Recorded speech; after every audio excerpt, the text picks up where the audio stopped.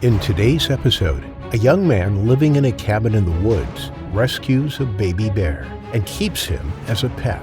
Everything was fine for a while, but things eventually go horribly wrong. Hit that like button and subscribe right now. This is the terrifying pet grizzly bear attack on Sergei Grigoriev. Welcome to Final Affliction.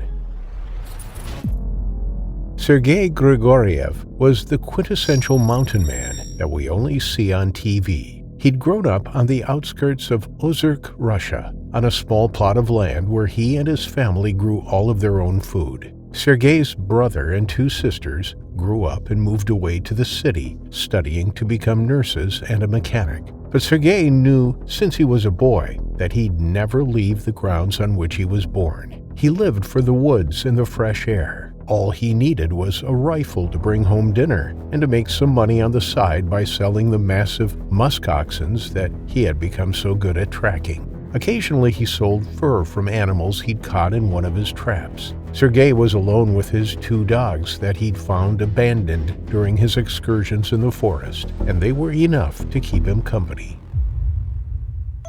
But Sergei also had another more unusual pet, a brown bear named Vorchun, which translates to grumbler. The 4-year-old bear was one of two cubs that Sergei found hiding in the hollow of a boulder after he was forced to shoot their mother when she attacked him while he was out collecting lynxes from his traps. He named the other brother Kosaka, meaning biter. For a while, Sergei kept them in a cage that he'd built with his own hands while looking for places that would take them. Kosaka found a home soon enough, and Grumbler nearly did too.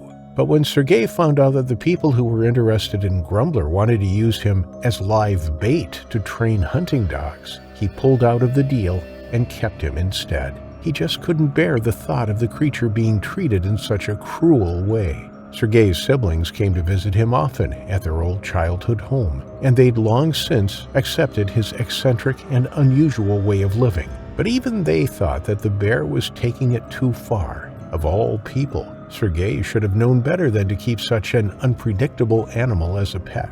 But Sergei shrugged off their warnings. Grumble had the freedom to walk where he pleased and only ever slept in his cage until he turned 2 years old. But soon Sergei was forced to keep him in his cage after the nearly fully grown bear became angry with one of Sergei's dogs. Sergei jumped between the animals and got a nasty scratch across his chest for his troubles. But it became clear that Grumbler's freedom had to be reined in if Sergei hoped to keep all of his pets alive.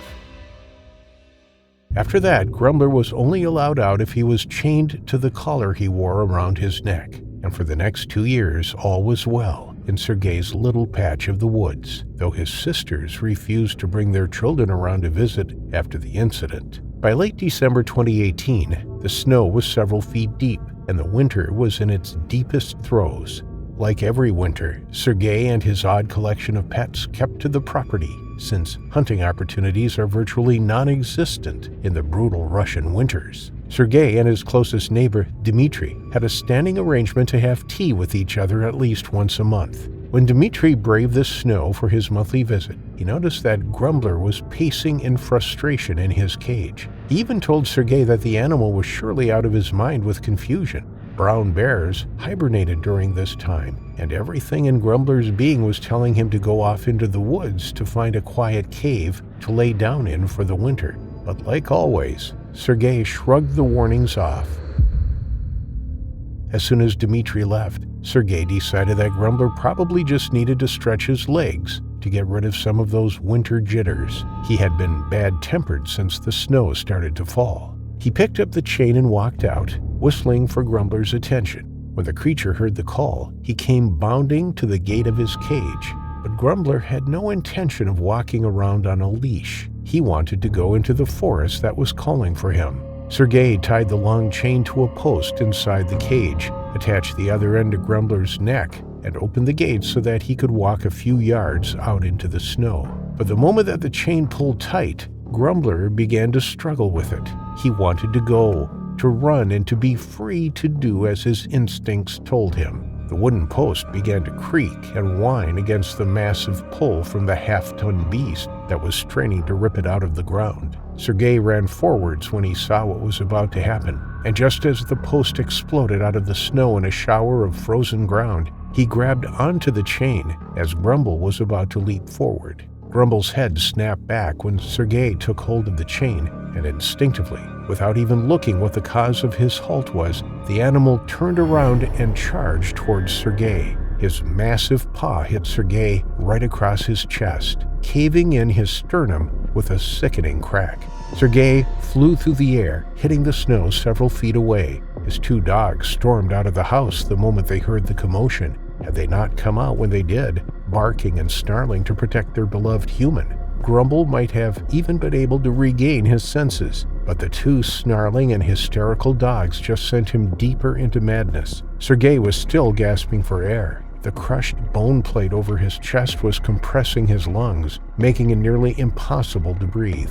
Grumble swiped at one of the dogs, sending him crashing into the fence of the cage where it lay unconscious, and charged at the fallen man. This time Grumble only saw red. He was out to destroy anything and everything that stood in its path, and that included the man and the second dog that was protectively keeping guard over him. Sergei saw stars in front of his eyes as the lack of air began to get the better of him. He couldn't see what was going on, but he sure heard the horrible sounds of his precious mutt being ripped to shreds. When the bear cast the dead canine aside, all its attention turned on Sergei. It bit into Sergei's head, pulling him up by the scalp and tearing at the man's body with its claws. In seconds, Sergei went limp.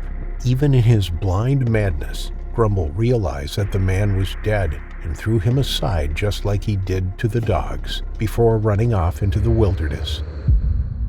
Once Grumble ran away most of his fury, he finally came to a standstill. He needed to go into the wild, but he had no idea what to do now that he was finally there. He'd never had to seek shelter. He didn't know how to feed himself, and in the dead of winter he was as lost as a child would be. It took him 2 days to find his home again, where Sergei and his loyal dog's bodies now lay frozen.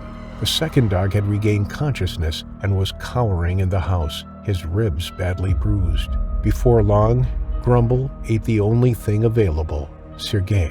By the time Sergei's family and his neighbor realized that he wasn't answering his phone, Grumble had 2 weeks to strip Sergei down to the bone, and he'd moved on to the dog.